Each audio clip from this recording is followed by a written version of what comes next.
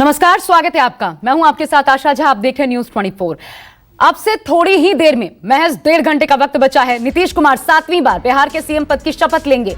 राजभवन में शपथ ग्रहण की तैयारियां भी आखिरी चरण में हैं, लगभग पूरी की जा चुकी हैं। आज नीतीश कुमार के साथ साथ कुल 15 नेता भी मंत्री पद की शपथ लेंगे। 15 चेहरे होंगे जो कि नीतीश कुमार के साथ आज राजभवन में मंत्री पद की शपथ लेंगे।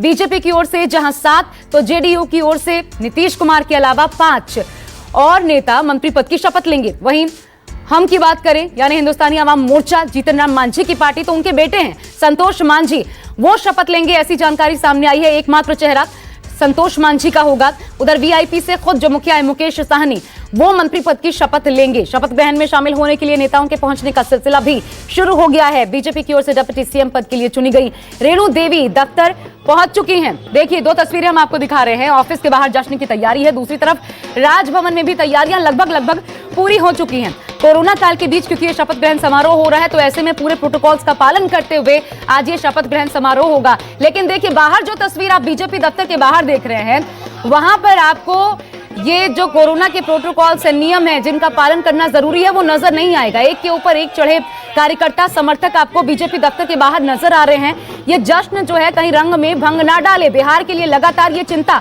तब से बनी हुई है जब से बिहार चुनाव अनाउंस किए गए थे। और आज भी देखिए क्या हाल है, आपको चेहरों पर मास्क नजर नहीं आएगा। मास्क है भी तो वो नीचे है, गले पर। ये हाल है। ये रेणु देवी हैं जो कि अब उप मुख्यमंत्री होंगी बिहार की। डिप्टी सीएम 2 चुने गए हैं, एक तारकिशोर प्रसाद हैं और दूसरे रेणु देवी।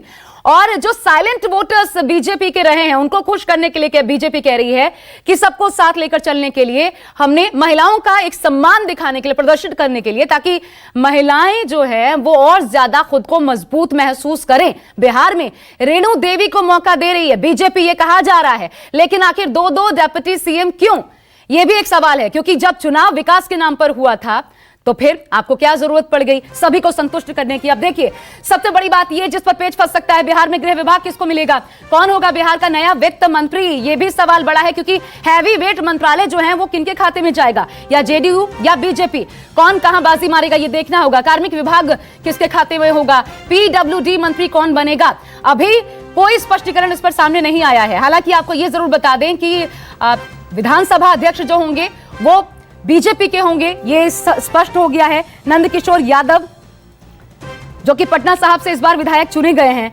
भाजपा के प्रदेश अध्यक्ष रह चुके हैं, ये बड़ा चेहरा नंदकिशोर यादव, ये बताया जा रहा है कि विधानसभा के स्पीकर होंगे। दूसरी बड़ी बात यह है कि गृह मंत्रालय भी अभी तक जो जानकारी सामने आ रही है कि शायद बीजेपी के खाते में जाए। तो अब से थोड़ी ही देर में लगभग 1.25 घंटे का वक्त बाकी रह गया है। नीतीश कुमार 7वीं बार, रिकॉर्ड है ये बिहार के लिए, बिहार के सीएम पद की शपथ लेंगे। राजभवन में शपथ ग्रहण की तैयारियां अपने आखिरी चरण में है। शपथ ग्रहण समारोह में अमित शाह और जेपी नड्डा भी मौजूद रहेंगे। थोड़ी ही देर में उनके भी पटना पहुंचने की खबर है।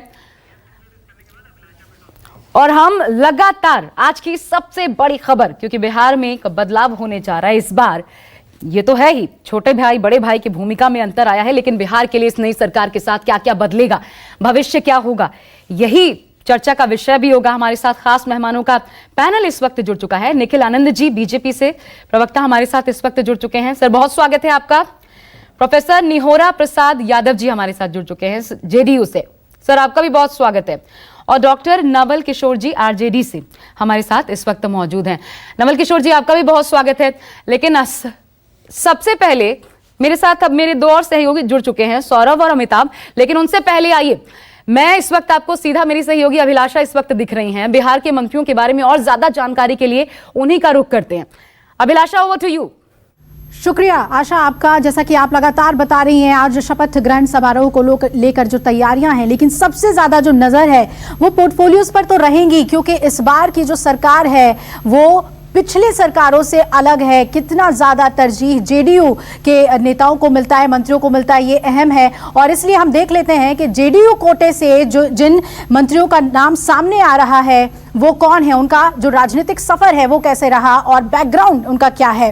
तो सबसे पहले हम बात कर लेते हैं जेडीयू कोटे की। जी हाँ, नीतीश कुमार की पार्टी से अगर हम देखें तो जेडीयू कोटे से विजय कुमार चौधरी का नाम सबसे पहले सामने आ रहा है और ये समस्तीपुर के सराय रंजन रंजन से विधायक हैं और पिछली नीतीश सरकार में विधानसभा अध्यक्ष रहे। सीएम नीतीश कुमार के सबसे करीबी माने जाते हैं और जेडीयू की कोर टीम के सदस्य हैं ये। तो विजय कुमार चौधरी का नाम है जो आज शपथ लेंगे मंत्री पद की। इसके बाद हम आगे बढ़ें तो बात करते हैं विजेंद्र यादव की। जी हाँ, विजेंद्र यादव जो सुपौल से लगातार 8 बार विधायक रह चुके हैं और पिछली नीतीश सरकार में ये ऊर्जा मंत्री थे। 1990 में पहली बार सुपौल सदर से विधायक बने और जेडीयू के ये प्रदेश अध्यक्ष भी रह चुके हैं और प्रदेश अध्यक्ष रहते हुए आरजेडी की सत्ता से विदाई हुई थी। कद्दावर नेता माने जाते हैं जेडीयू के विजेंद्र यादव और आज ये भी शपथ ग्रहण करेंगे। इसके बाद नाम आता है अशोक चौधरी का। जी हां, अशोक चौधरी जो मुजफ्फरपुर की सकरा सीट से विधायक हैं और जेडीयू के मौजूदा कार्यकारी अध्यक्ष हैं। 2018 में कांग्रेस से जेडीयू में ये आए और कांग्रेस के प्रदेश अध्यक्ष भी रहे। नीतीश सरकार में ये शिक्षा मंत्री रह चुके हैं, यानी एक अहम पोर्टफोलियो की जिम्मेदारी अशोक चौधरी ने संभाली हुई है। तो देखना होगा कि इस बार इन्हें क्या अहम जिम्मेदारी दी जाती है इस बार की बिहार सरकार में। आगे बढ़े तो एक अहम नाम सामने आता है शीला मंडल का और शीला मंडल मधुबनी के फुलपरास से विधायक हैं और पहली बार ये विधायक बनी हैं और देखिए आज ये शपथ ग्रहण ले रही हैं। मधुबनी की जिला परिषद अध्यक्ष भी ये रही हैं। तो शीला मंडल का पहली बार जो विधायक बनी हैं सीधे तौर पर वो शामिल होंगी, आज मंत्री पद की शपथ लेंगी नीतीश कुमार के साथ। आगे बढ़े तो मेवालाल चौधरी हैं जो तारापुर सीट से जेडीयू विधायक बने हैं और ये लगातार दूसरी बार विधानसभा चुनाव जीत कर आए हैं और सबौर कृषि विश्वविद्यालय के कुलपति भी रहे हैं। राजेंद्र कृषि विश्वविद्यालय के ये वीसी रहे हैं और भारत सरकार में हॉर्टिकल्चर कमिश्नर भी रहे हैं। 2010 से 15 तक पत्नी नीता चौधरी तारापुर से विधायक थी और इन्हें मेवालाल चौधरी को भी जिम्मेदारी दी जाएगी, मंत्री पद की ये शपथ लेंगे। और आइए अब मैं आशा आपका रुख करूंगी, ये जेडीयू कोटे के मंत्री थे जिनका बैकग्राउंड हमने बताया। ओवर टू यू आशा। जी शुक्रिया आपका अभिलाषा, आती रहूंगी मैं बीच में। अभिलाषा, आपके पास बीजेपी के कोटे से कौन कौन से चेहरे होंगे जो कि मंत्री पद की इस दौड़ में शामिल हैं, जो कि आज शपथ लेंगे, वो भी जानने की कोशिश करेंगे। लेकिन देखिए कुल मिलाकर के जेडीयू की बात करें तो छह चेहरे मुख्यमंत्री नीतीश कुमार होंगे उनको मिला करके। लेकिन देखिए बिहार में किससे क्या मिलेगा, गृह विभाग किसका होगा, ये बड़ा सवाल अब भी बरकरार है बिहार के लिए। नया वित्त मंत्री बिहार का कौन होगा, कार्मिक विभाग किसके खाते में जाएगा, ये हैवीवेट मंत्रालय। और इन्हीं पर सवाल है कि आखिर कौन कहां बाजी मारेगा, कौन होगा पीडब्ल्यूडी मंत्री भी।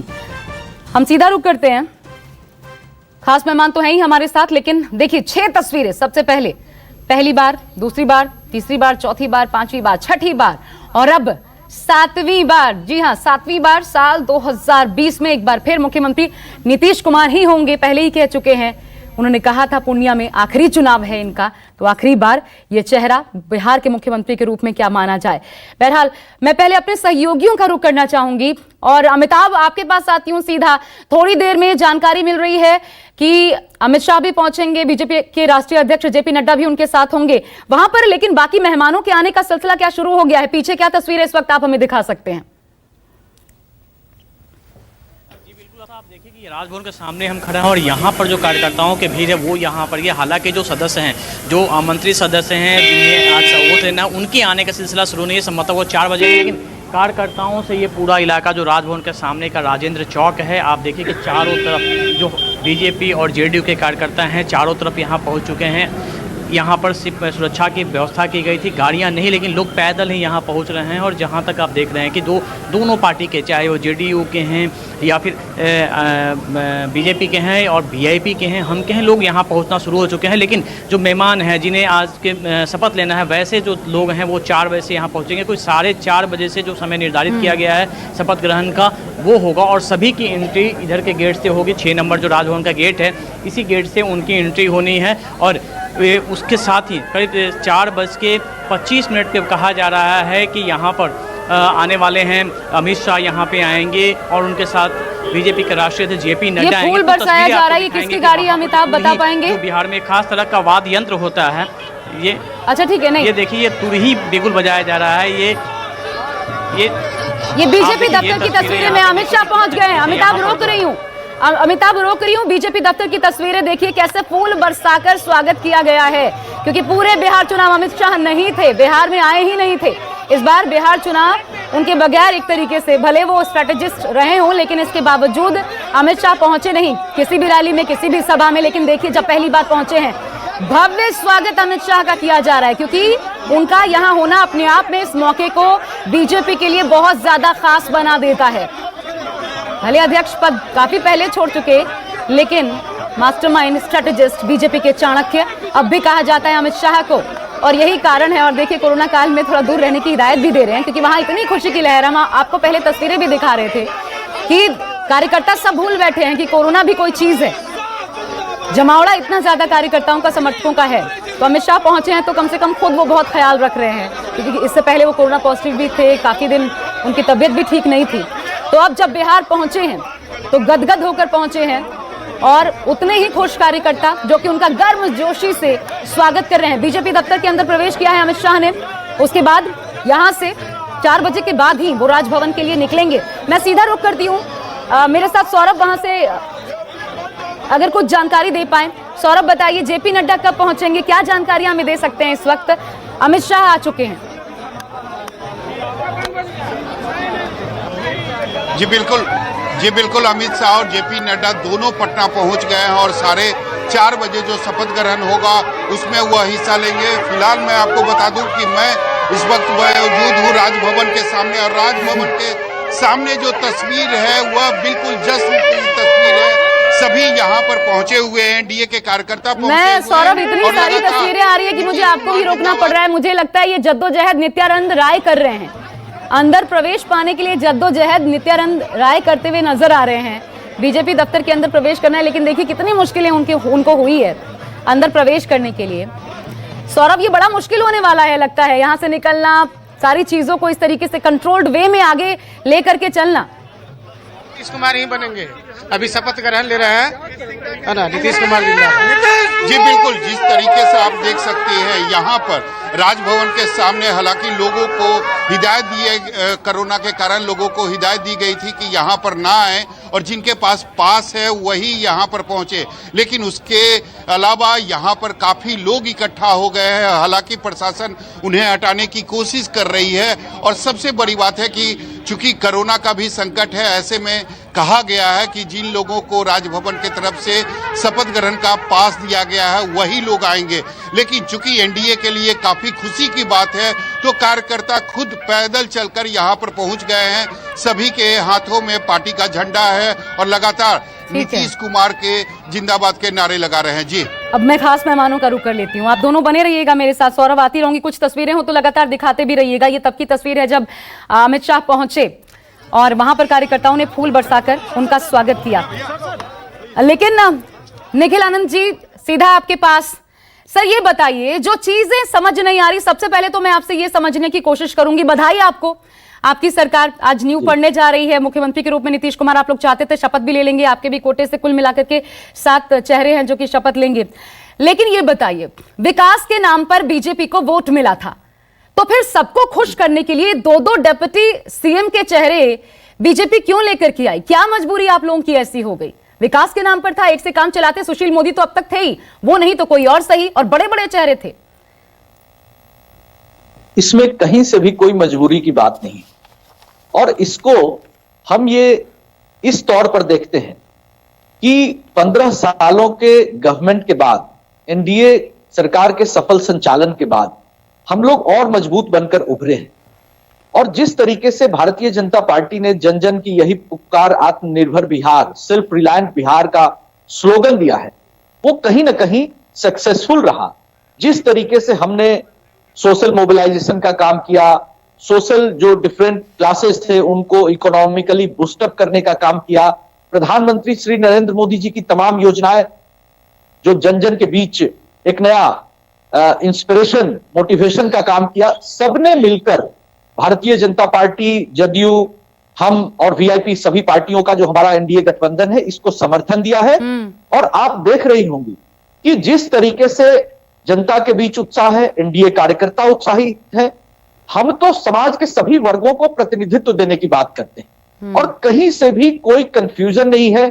हम जिस कॉन्फिडेंस के साथ नई सरकार के गठन की भूमिका कर रहे हैं वो बिहार के लिए एक नया आयाम गढ़ेगा, ठीक बिहार है, को विकास के नए ये सबको साथ लेके चलने की कोशिश है। नवल किशोर जी, आपको भी क्या यही लगता है? इस सवाल का जवाब दीजिएगा, लेकिन पहले मैं अपनी सहयोगी अभिलाषा का एक बार फिर से रुख कर लेती हूँ, क्योंकि चेहरे दिखाना आज बहुत महत्वपूर्ण हो जाता है। अभिलाषा बताइए।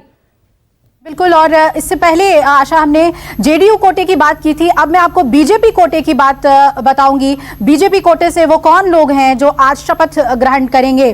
खास बात यह है कि बीजेपी जिस तरह से अब 2 डिप्टी सीएम उनके होंगे, तो जाहिर तौर पर यह साफ है कि किस तरह से एक डोमिनेंस देखने को मिलेगी बीजेपी की इस सरकार में। बीजेपी कोटे के मंत्री अगर हम बात करें तारकिशोर प्रसाद की, कटिहार से 4 बार के विधायक हैं तारकिशोर, और 2005 से लगातार विधायक रहे हैं और बीजेपी विधायक दल के नेता रहे हैं। इन्होंने एबीवीपी से राजनीति की शुरुआत की, यानी छात्र के तौर पर ही ये राजनीति में आ गए और वैश्य समाज से ताल्लुक रखते हैं ये बिहार के, और सीमांचल के जाने माने नेता हैं। 12वीं पास हैं तारकिशोर प्रसाद, लाइमलाइट से दूर रहना इनकी खासियत है। एक बड़े बिजनेसमैन हैं, संभ्रांत परिवार से आते हैं, और इन्हें डिप्टी सीएम का जो पद दिया गया है, जो इनका चुनाव हुआ है, उसे लेकर उन्होंने साफ तौर पे कहा कि जो भी जिम्मेदारी दी जाएगी उसे बेहतर तरीके से आगे निभाऊंगा। और सबसे बड़ी बात कि ये करीबी माने जाते हैं सुशील मोदी के भी, शायद इस वजह से पार्टी ने इनके ऊपर विश्वास जताया और इनका नाम आगे आया है। दूसरा नाम जो सबसे अहम हो जाता है, रेणु देवी। जैसा कि एनडीए ने लगातार कहा था कि महिलाओं को बड़ी जिम्मेदारी दी जाएगी, और बिहार में आधी आबादी ने जमकर वोट किया एनडीए को, ये खुद पार्टी के लोग मान रहे हैं जिस तरह की जीत मिली है। तो रेणु देवी की बात करें तो बेतिया सीट से ये 5वीं बार विधायक हुई हैं, 2000 में पहली बार विधायक बनी थी, और इन्होंने 1988 से अपने राजनीतिक करियर की शुरुआत की थी, तब से ये लगातार सक्रिय हैं। इनकी मां संघ परिवार से जुड़ी हुई थी और संगठन में महिला मोर्चा की अध्यक्ष भी रही रेणु। 3 राज्यों में महिला मोर्चा की ये प्रभारी रही हैं और राष्ट्रीय कार्य समिति सदस्य भी रेणु थी। बीजेपी की राष्ट्रीय उपाध्यक्ष रही और 2005 से 2009 तक बिहार सरकार में मंत्री रही। लेकिन अब पहली डिप्टी सीएम होने का सौभाग्य इन्हें रेणु को मिलने जा रहा है, जिस तरह से उनका नाम सामने आया है। आगे बढ़ते हैं, जो बड़े नेता बीजेपी के आज शपथ ग्रहण करेंगे। मंगल पांडे सुशील मोदी के करीबी माने जाते हैं और 2012 में बिहार विधान परिषद के ये सदस्य बने। बिहार बीजेपी के अध्यक्ष भी रहे हैं मंगल पांडे, और नीतीश सरकार में ये स्वास्थ्य मंत्री थे। तो इस बार ये देखना होगा कि कौन सा अहम पोर्टफोलियो इनको दिया जाता है। आगे बढ़े तो रामप्रीत पासवान है जिनका नाम आगे आया है। ये राजनगर सीट से बीजेपी के विधायक हैं और दूसरी बार राजनगर से जीतकर चुनाव में आए हैं। 4 बार विधानसभा का चुनाव इन्होंने जीता है और 2005 से ये लगातार विधायक हैं। शिक्षक आंदोलन में 3 बार ये जेल भी गए और किसान सामाजिक आंदोलन में लगातार सक्रिय रहे। तो ये वो नेता हैं बीजेपी कोटे से। आशा, ओवर टू यू। यानी कुल मिलाकर के 7 तारकेश्वर प्रसाद, रेणु देवी, मंगल पांडे, रामप्रीत पासवान, अमरेंद्र प्रताप सिंह, राम सूरत राय, जीवेश मिश्रा, ये 7 नाम है। अब मैं एक बार फिर अपने गेस्ट का रुख करना चाहूंगी। नवल किशोर जी, सीधा आपके पास। सर, अभी जो बता रहे थे निखिल आनंद जी, आपको वही नजर आता है 2-2 चेहरे चुनने का, या ऊपर से कुछ और आप देख पा रहे हैं कि ये मजबूरी है बीजेपी की? देखिए, बीजेपी की राजनीति की अलग ही कैरेक्टर है। अगर आप देखेंगे तो जो उनके पहले चेहरे थे, डिप्टी सीएम थे, उनका काम था कि वो दुष्प्रचार करना।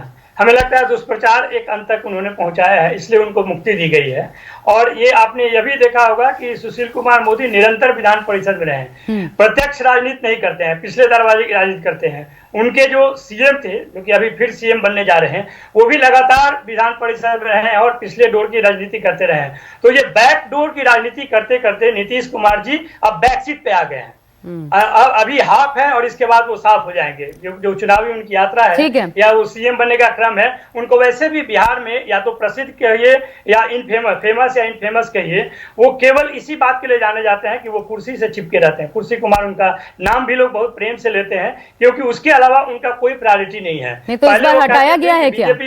इस बार ये जबरदस्ती हटाया गया है क्या? यही देखा आपने जी? इस बार क्या जबरदस्ती हटाना पड़ा है? नहीं, ये तो देखिए, ये तो संघ परिवार ही तय करती है कि वहां सीएम और डिप्टी सीएम कौन होगा। जो संघ के एजेंडा को बढ़ाएगा वही वहां पे होगा। अगर उनकी यूटिलिटी खत्म हो गई होगी, दूसरे संघ के व्यक्ति को लाया जाएगा। संघ की बात जब तक मानेंगे नीतीश कुमार सीएम रहेंगे। उन्होंने पहले बोला था कहने के लिए कि संघ मुक्त भारत बनाना है, लेकिन अब पता चल गया कि उनका असली एजेंडा था संघ का काम करना। अच्छा और सर, वही काम कर रहे हैं। एक सवाल मेरा आपसे ये भी है, बधाई तो दे दीजिए सबसे पहले। अच्छा, देवेंद्र फडणवीस भी पहुंच गए हैं, वो तस्वीर भी हम दिखा रहे हैं, महत्वपूर्ण भूमिका प्रभारी के तौर पर लगातार निभाते आए हैं। लेकिन बधाई दे दीजिए नवल किशोर जी, कम से कम निखिल आनंद जी को भी। देखिए, बधाई से उनको कोई फर्क नहीं पड़ता है, क्योंकि ये जीत बिहार की जनता की हार है।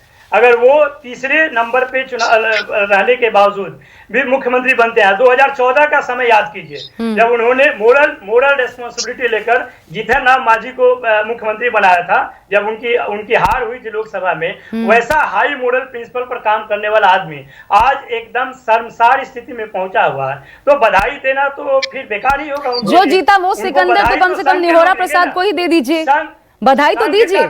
बिहार का मैंडेट है, बिहार का मैंडेट है, बधाई तो दीजिए सर आप। बिहार का मैंडेट को लूटा गया है ना, ये जनादेश लूटते रहे हैं, और इस बार मतदाता के भावनाओं को भी इन्होंने लूटने का काम किया है। तो बधाई तो इनको देने वाले बनाने वाले दे ही रहे हैं, बधाई भी नहीं देंगे, बहुत कंजूसी। निहोरा प्रसाद जी, मनाएंगे क्या कि आ जाइए शपथ ग्रहण में, क्योंकि साफ कह चुके हैं नहीं आएंगे।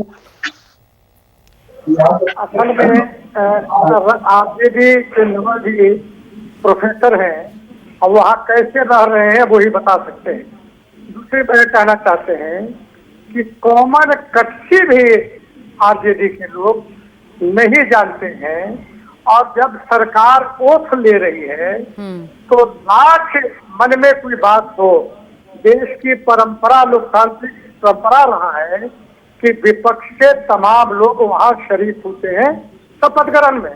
अब आरजेडी ने बहिष्कार की घोषणा की है। बिहार की जनता देख रही है कि किस तरह लोकतांत्रिक परंपरा का गला घोटने का काम आरजेडी कर रहा है। लेकिन ये कैसे लोकतांत्रिक परंपरा का गला घोटा गया है, पहले तो ये स्पष्ट कीजिए सर। आखिर एक वोट से भी जीत जब मानी जाती है तो मैंडेट तो इधर ही मिला है ना, तो फिर आप इसे लोकतांत्रिक प्रक्रिया का गला घोटना क्यों कह रहे हैं? कम से कम आज तो ये शब्द नहीं इस्तेमाल करने चाहिए। नहीं, बिल्कुल, जब सरकार मुख्यमंत्री जी ओथ ले रहे हैं, आमंत्रण अपोजिशन को भी मिला, अपोजिशन नहीं जाने का बहिष्कार करने की घोषणा, इसको क्या कह सकते हैं? जो लोकतांत्रिक परंपरा रहा है वो उस परंपरा के खिलाफ गला घोट रहे हैं लोग, और यही इनकी आदत है। ठीक है, आरजेडी वाले कभी लोकतंत्र में विश्वास करने वाले नहीं है। निखिल आनंद जी बीच में कमेंट करना चाहते हैं सर, आप बोलिए फिर मैं जवाब लूंगी। नहीं, दूसरा संशोधन करना चाहते हैं जी। अभिलाषा जी ने आरजेडी के लोग मंत्री बन सर रुकिए, निखिल आनंद जी भी बोल लें, फिर मैं जवाब लूंगी नवल किशोर जी से। जी देखिए, आरजेडी के लोग सीधे सीधे बिहार की जनता का अपमान कर रहे हैं और पब्लिक मैंडेट का को अब्यूज कर रहे हैं। इनको कॉन्स्टिट्यूशन के किसी भी पिलर्स ऑफ डेमोक्रेसी में किसी में भी भरोसा नहीं है। जुडिशियरी को इन्होंने अब्यूज किया है, ब्यूरोक्रेसी को अब्यूज किया है, और अब जब चुनाव हुआ है, एक मैंडेट क्लियर कट मिला है, तो ये बहिष्कार कर रहे हैं शपथ ग्रहण समारोह का। देखिए, ये इनकी उतावलापन, डेस्परेशन और इनकी लोकतंत्र में भरोसे को नहीं दिखाता है। साथ ही आरजेडी जो पूरी पार्टी की संरचना है, ये पॉकेट की पार्टी है, परिवार की पार्टी है। अब इस पार्टी को लोकतंत्र में भरोसा हो भी नहीं सकता है। जिस तरीके की भाषा का प्रयोग एक चुनी गई सरकार के खिलाफ ये लोग कर रहे हैं, वह दुर्भाग्यपूर्ण है।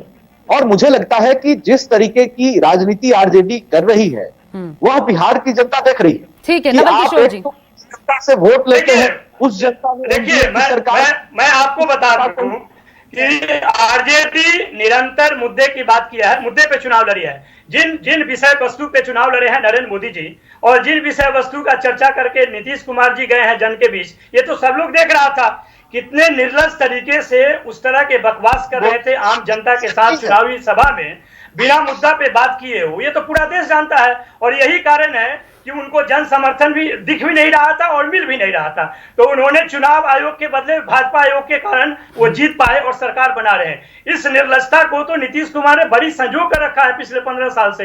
हर बार वो कहते हैं कि हम शर्मसार हुए, और शर्मसार होने का ये परिचय है, उनका अंतिम परिचय है। ये कौन नहीं जानता है कि चुनावी निर्णय जो है वो महागठबंधन के फेवर में था और आपने किस तरह से उसको लूटा है। और ये जो जनादेश के लूटने वाले लोग हैं जो कि 2017 में पूरा चुनी हुई सरकार को लूटे बनाए, अभी तो मतदान ही लूट लिया आपने।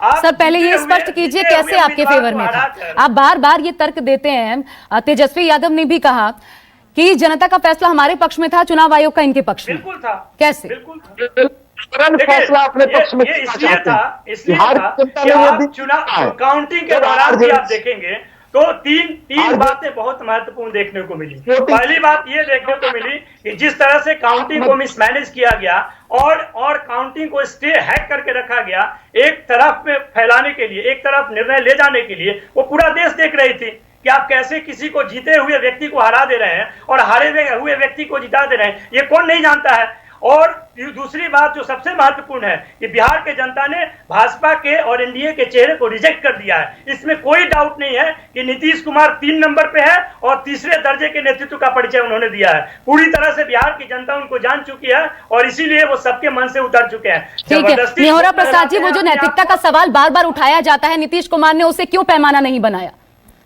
यादव कभी भी बिहार के मुख्यमंत्री नहीं बन सकते हैं।